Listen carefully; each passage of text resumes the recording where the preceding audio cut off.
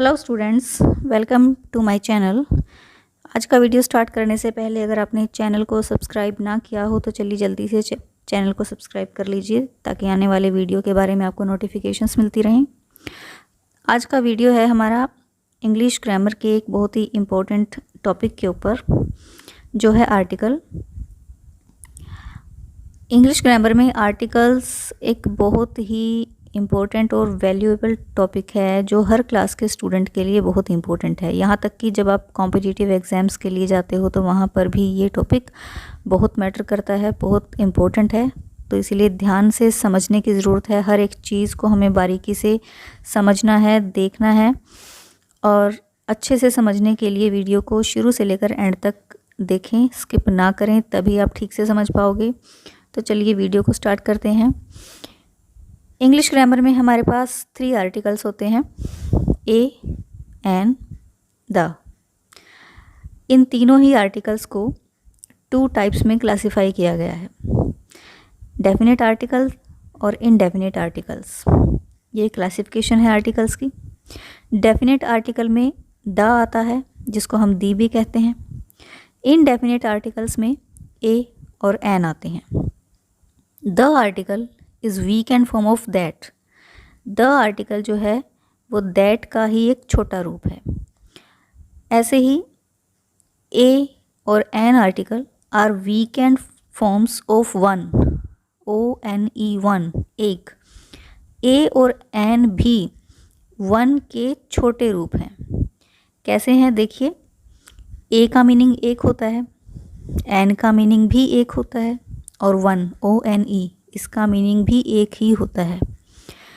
जब हम किसी चीज़ की तरफ इशारा करते हैं, किसी व्यक्ति, वस्तु या स्थान को रेफ़र करते हैं सिंगुलर काउंटेबल नाउन्स में, तो ए, एन का यूज़ करते हैं, ना कि वन का।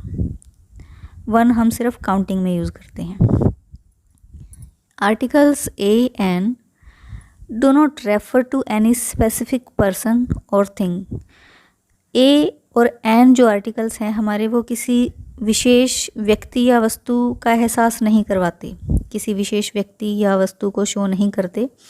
किसी के बारे में हमें कैजुअल ऐसे ही कुछ जानकारी देनी हो, कुछ बताना हो, तो हम ए या एन का यूज़ करते हैं। जैसे वह एक लड़का है, यह एक किताब है। कैजुअली हमने बोल दिया ऐसे ही, बीच में एक लगाया है, एक लड़के के बारे में बात कर रहे हैं, एक किताब के बारे में बात कर रहे हैं, तो एक, ए। इसके विपरीत, opposite to it, the article particularize a person और थिंग। द जो आर्टिकल है वो किसी व्यक्ति या वस्तु को पर्टिकुलराइज करता है, किसी विशेष व्यक्ति या वस्तु की तरफ इशारा करता है। जैसे यह वह व्यक्ति है जिससे मैं कल मिला था। आप किसी को कहते हैं कि यह वह व्यक्ति है जिससे मैं कल मिला था। किसी व्यक्ति की तरफ आपने इशारा किया और किसी और को बताया कि ये वो व्यक्ति है जिससे मैं कल मिला था।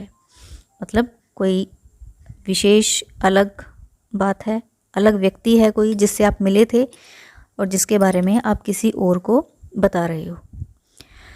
चलिए ए, एन और द के कॉन्सेप्ट को समझने के लिए इनको अलग अलग से स्टडी करते हैं। सबसे पहले हम ए और एन के कॉन्सेप्ट को समझने की कोशिश करते हैं। दोनों को साइड बाय साइड लेकर चलेंगे ताकि डिफरेंसेस अच्छे से समझ में आ जाए।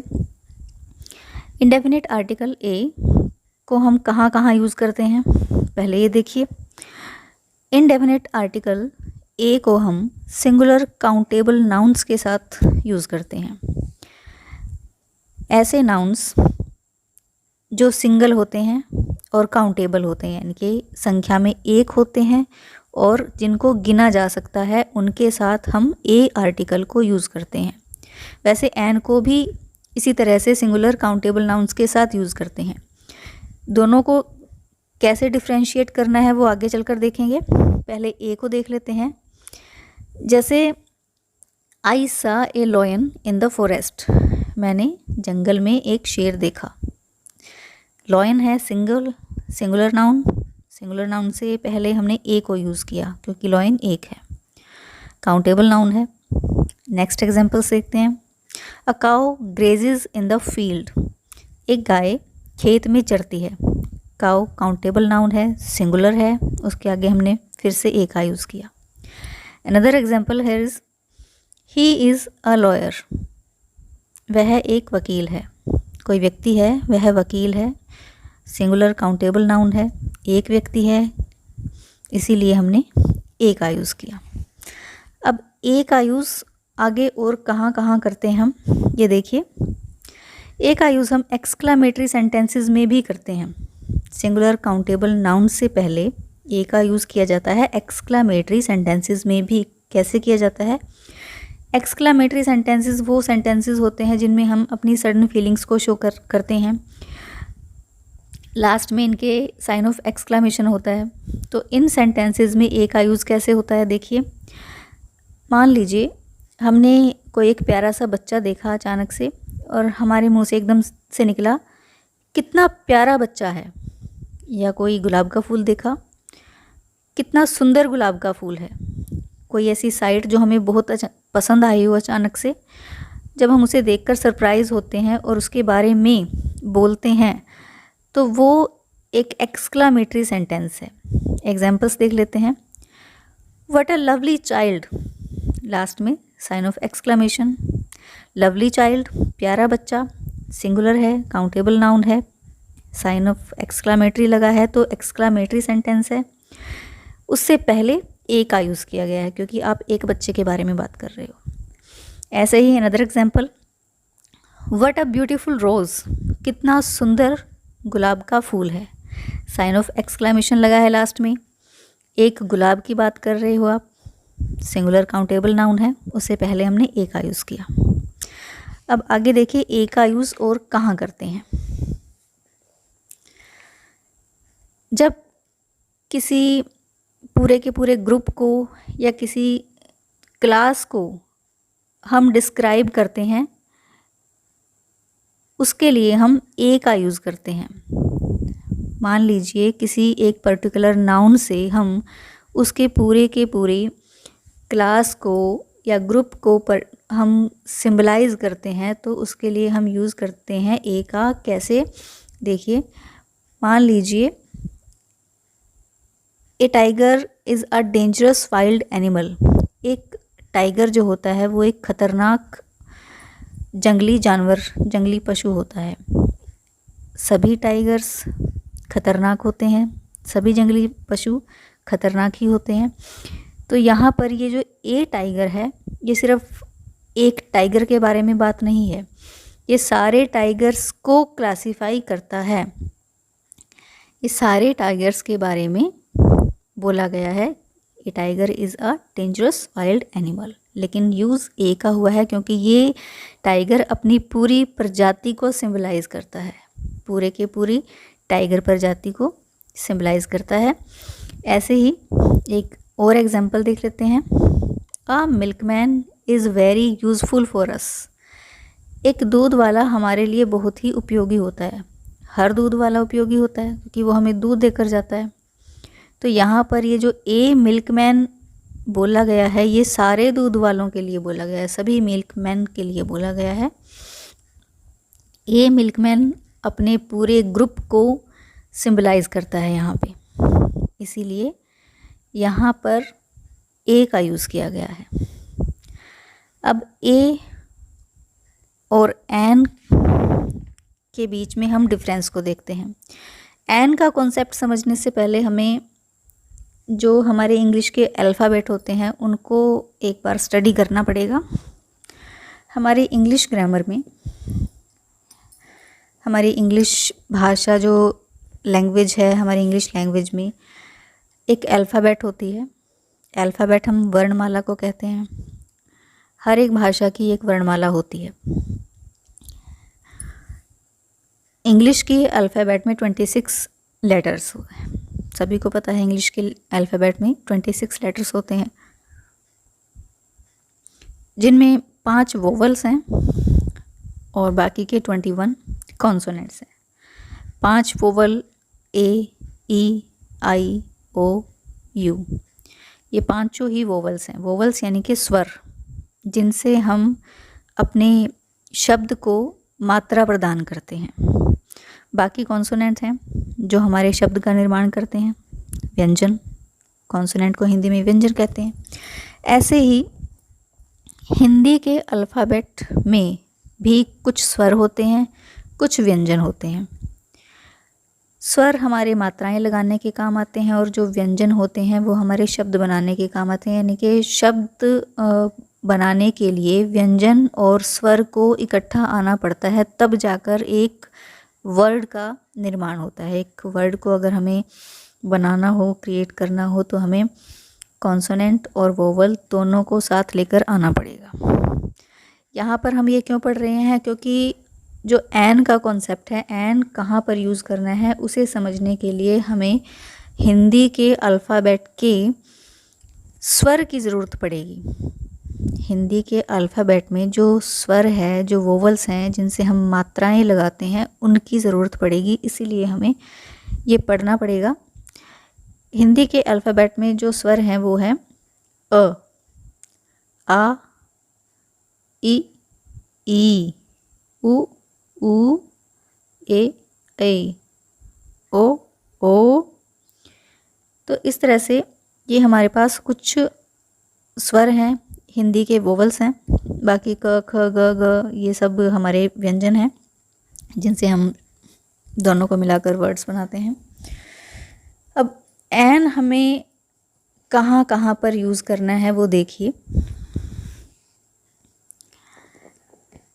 जब किसी वर्ड का फर्स्ट लेटर वोवल होता है, कोई वर्ड है वो वोवल से शुरू होता है, जैसे इंक, INK, इंक, आई से शुरू होता है ये वर्ड और आई एक वोवल है। तो ऐसे वर्ड के आगे हम एन का यूज़ करते हैं। ओल, OWL, ओ भी एक वोवल है, इसके आगे भी हम एन का यूज़ करेंगे। एन वोवल, एन इंक तो नहीं होता, एन इंक पोर्ट।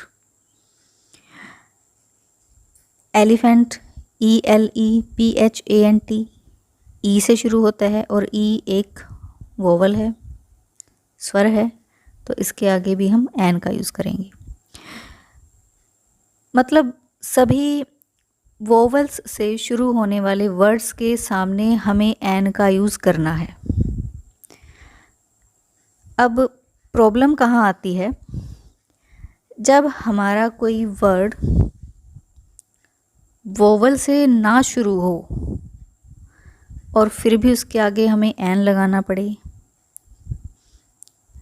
तो इसका कॉन्सेप्ट समझ लेते हैं। डिफरेंस क्या है वहाँ पर, एन क्यों आएगा, ए क्यों नहीं आएगा। देखिए, मान लीजिए हमारे पास एक सेंटेंस है, my father is an SHO, S capital है, पीछे डॉट है, H कैपिटल है, पीछे डॉट है, O कैपिटल है, पीछे डॉट है। तो S जो हमारा वर्ड है ये कॉन्सोनेंट है, लेकिन जब हम इसको प्रोनाउंस करते हैं, इसका उच्चारण करते हैं, तो साउंड ए की आती है। हमें वोवल साउंड पर ध्यान देना है। वोवल साउंड्स और कॉन्सोनेंट साउंड्स हम बोल कर देखेंगे, हम प्रोनाउंस करके देखेंगे कि हमारे मुंह से प्रोनाउंस क्या होता है, कोई वोवल प्रोनाउंस होता है या कॉन्सोनेंट प्रोनाउंस होता है। तो जब हमने SHO को प्रोनाउंस किया तो हमारे मुंह से आवाज़ आती है ASS, ए की, स्टार्टिंग में SHO। तो जब हमारे माउथ से किसी वोवल की साउंड की आवाज़ आए, किसी वोवल की साउंड आए, तो वहाँ पर हम एन का यूज़ करते हैं हमेशा। जब हमारे मुंह से किसी वोवल की साउंड आए तो वहाँ पर हमेशा एन का यूज़ किया जाता है। एक और एग्जांपल देख लेते हैं।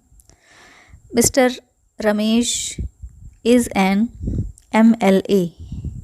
अब M लिखा है पीछे एल है, फिर ए है, तीनों ही कैपिटल लेटर हैं, बीच में डॉट लगा हुआ है, एम कॉन्सोनेंट है। लेकिन जब हमने इसको प्रोनाउंस किया तो हमारे मुंह से साउंड आती है एक वोवल की, एम, ए म, एम। इसी तरह से अगर हमारे पास सेंटेंस है he is an, S D O S, A S, वही फिर से बस एक छोटी सी बात है, आप शब्द को, किसी वर्ड को जिसके आगे आपने आर्टिकल प्लेस करना है, ए या एन, दोनों में से कोई भी प्लेस करना है, तो आप बस उसको प्रोनाउंस करके देखिए कि आपकी प्रोनाउंस करने में साउंड किस चीज़ की आती है। अगर वोवल साउंड आती है तो आप एन लगाइए। अगर आपके मुंह से साउंड वोवल की आती है तो एन लगाइए। अगर आपके मुंह से साउंड कॉन्सोनेंट की आती है तो ए लगाइए। अब कई बार क्या होता है कि हमारे सामने जो वर्ड है वो शुरू होता है कॉन्सोनेंट से, लेकिन कई बार साउंड आती है फिर से वोवल की। जैसे ही इज़ एन ऑनेस्ट मैन, वह एक ईमानदार व्यक्ति है। ऑनेस्ट में हमारे पास स्पेलिंग है HONEST, ऑनेस्ट, लेकिन यहाँ पर H साइलेंट है, इसीलिए यहाँ पर भी एन आएगा, क्योंकि हमने जो प्रोनाउंस किया है वो ओ से शुरू किया है, honest. He is an honest man. बस सिंपल सा कॉन्सेप्ट है, बस जस्ट आपको प्रोनाउंस करना है, चेक करना है कि साउंड कौन सी है, वोवल की साउंड है या कॉन्सोनेंट की साउंड है। अगर साउंड वोवल की आती है तो आप एन प्लेस करेंगे, अगर साउंड कॉन्सोनेंट की आती है तो आप ए प्लेस करेंगे। इसके अलावा कुछ ऐसे भी वर्ड्स होते हैं जो वोवल से शुरू होते हैं, लेकिन उनके आगे हम एन नहीं यूज़ कर सकते, ए का यूज़ करना पड़ेगा हमें। यहाँ पर भी वही डिफरेंस है ए और एन के बीच में। मान लीजिए हमारे पास एक सेंटेंस है, I saw a one eyed man, one, ONEEYED, one eyed, one हमारा ओ से शुरू होता है और ओ हमारे पास वोवल है, लेकिन जब हमने इसको प्रोनाउंस किया, वन साउंड हमारे पास आई व की, जो कि एक कॉन्सोनेंट है, हिंदी का व्यंजन है, इसीलिए यहाँ पर हमने ए को प्लेस किया। एक और एग्जांपल देखते हैं, he is a university student, university start you से होता है ये वर्ड यूनिवर्सिटी, लेकिन साउंड य की आती है, यू यूनिवर्सिटी, इसीलिए इसके आगे भी हम ए को प्लेस करेंगे। वही बात है, डिफरेंस वही है, बस ए और एन के कॉन्सेप्ट में सिर्फ यही डिफरेंस है कि just you have to pronounce the word and check whether the sound is of vowel और whether the sound is of consonant. If the sound is of vowel, then you have to place an, and if the sound is of the consonant, then you have to place a. इसके बाद आता है हमारे पास the. The कहाँ कहाँ पर हमने use करना है, जैसे कि पहले भी मैंने बताया कि जो द है वो किसी व्यक्ति विशेष या वस्तु विशेष की तरफ इशारा करता है। द पर्टिकुलराइजेज अ पर्सन और थिंग। जो द आर्टिकल है हमारा डेफिनेट आर्टिकल है, ये किसी विशेष व्यक्ति या वस्तु की तरफ इशारा करता है। कहाँ कहाँ पर इसको हम यूज़ कर सकते हैं, देखिए, मान लीजिए आपके घर पर आपकी माँ से कोई औरत मिलने के लिए आने वाली है और आपकी मदर ने आपको ये बोला हुआ है कि कोई औरत आपसे मिलने आएगी और आप उसके बारे में जानते हो, यू ऑलरेडी नो हर। तो मान लीजिए उसने दरवाज़ा खटखटाया, आपने दरवाज़ा खोला जाकर और अब अंदर आकर अपनी मदर को आपने इन्फॉर्म किया कि माँ वो औरत आई है जिसके बारे में आप बात कर रही थी या जिसके बारे में आपने बताया था, ये कहने की भी ज़रूरत नहीं है क्योंकि आपकी बात पहले हो चुकी है, उसके बारे में आपको जानकारी है। आप सीधा ये भी कह सकते हैं कि माँ वो औरत आई है। तो यहाँ पर उस औरत को पर्टिकुलराइज किया गया है बिकॉज यू नो हर, क्योंकि आप उसे पहले से ही जानते हो। द वुमन हैज़ कम, तो वुमेन से पहले हमने द को प्लेस किया। ऐसे ही एक और एग्जाम्पल देख लेते हैं। The woman is going to see the doctor, औरत डॉक्टर के पास जा रही है। अब डॉक्टर तो एक स्पेशल है ही है, पर्टिकुलर है ही है, क्योंकि जिस डॉक्टर के पास वो जा रही है वो उसे जानती है। वो बीमार है, दवाई लेने के लिए जा रही है, तो वो उसे पहले से ही जानती है, तभी जा रही है। इसीलिए the woman is going to see the doctor, doctor के सामने हमने द को प्लेस किया। आगे देखिए, जब कोई वस्तु अपनी पूरी जाति का बोध कराए, जैसे इससे पहले एक ही कॉन्सेप्ट में भी ये पॉइंट आ चुका है कि जब कोई चीज़, कोई नाउन अपने पूरे ग्रुप को या क्लास को सिंबलाइज करे, तो वहाँ पर हमने ए का यूज़ किया। वहाँ पर हम द का यूज़ भी कर सकते हैं, दोनों ही सही हैं, गलत नहीं होगा। The horse is a faithful animal, घोड़ा एक विश्वसनीय जानवर होता है। सभी घोड़े जो हैं वो विश्वसनीय जानवर होते हैं। The chair is to sit in, कुर्सी बैठने के लिए होती है, सभी कुर्सियाँ बैठने के लिए होती हैं। तो ये बताया गया है कि जो घोड़ा है वो अकेला नहीं है, वो अपनी पूरी जाति को सिंबलाइज करता है, अपने पूरे ग्रुप को सिंबलाइज करता है, पूरी क्लास को। ऐसे ही चेयर भी अब पूरी की पूरी क्लास को ही सिंबलाइज करती है अपनी, क्योंकि एक चेयर बैठने के लिए नहीं होती, सभी चेयर बैठने के लिए ही होती है।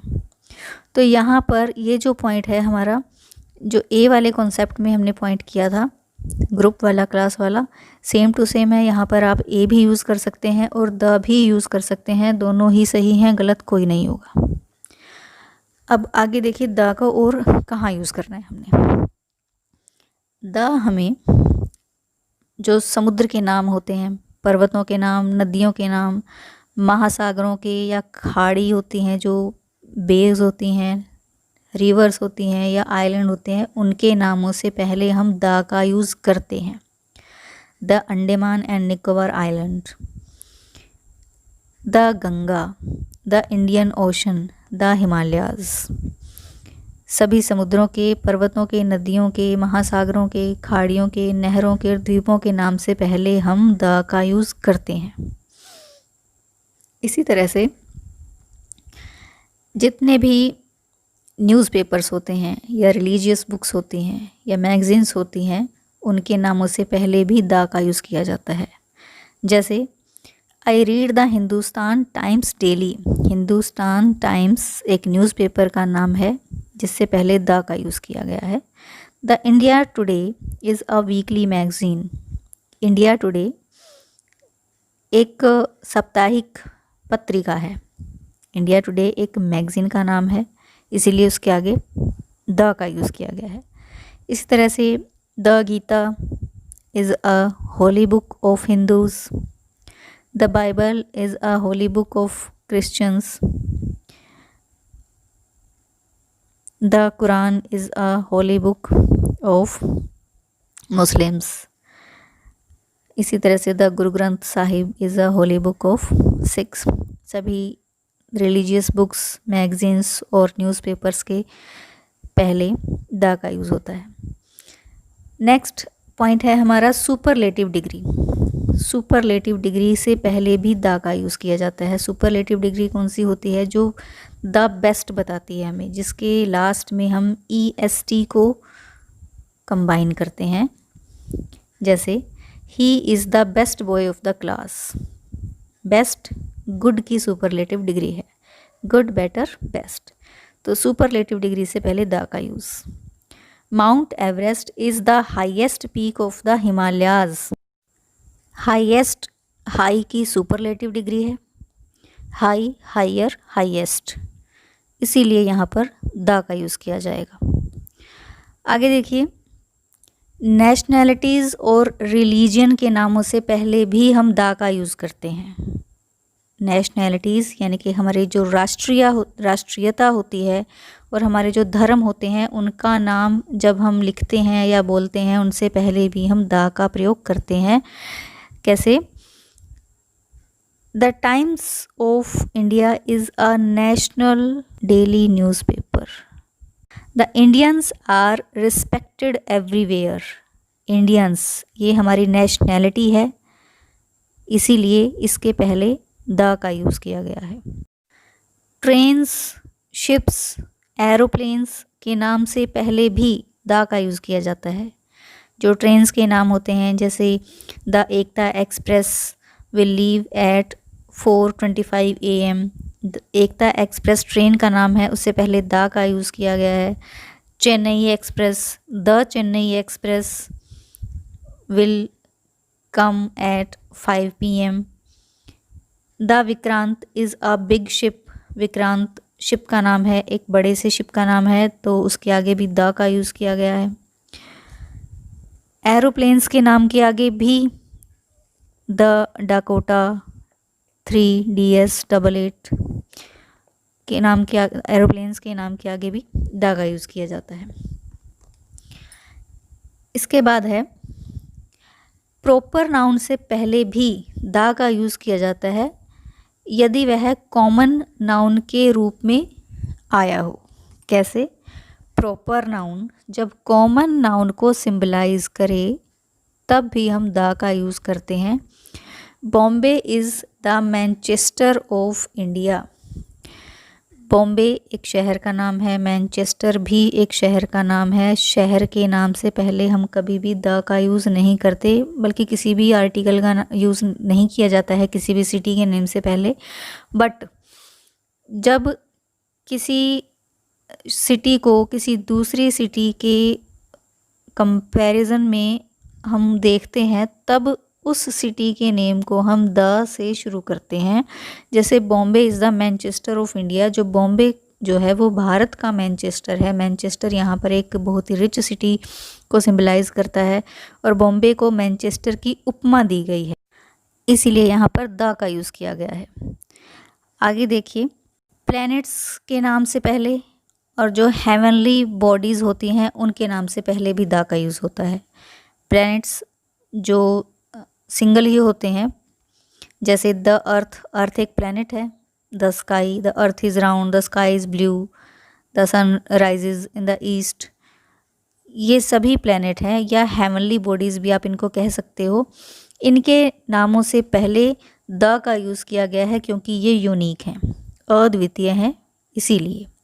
इसी तरह से दिशाओं के नाम से पहले भी द का यूज़ होता है। The north, the west, the south, the east, etcetera.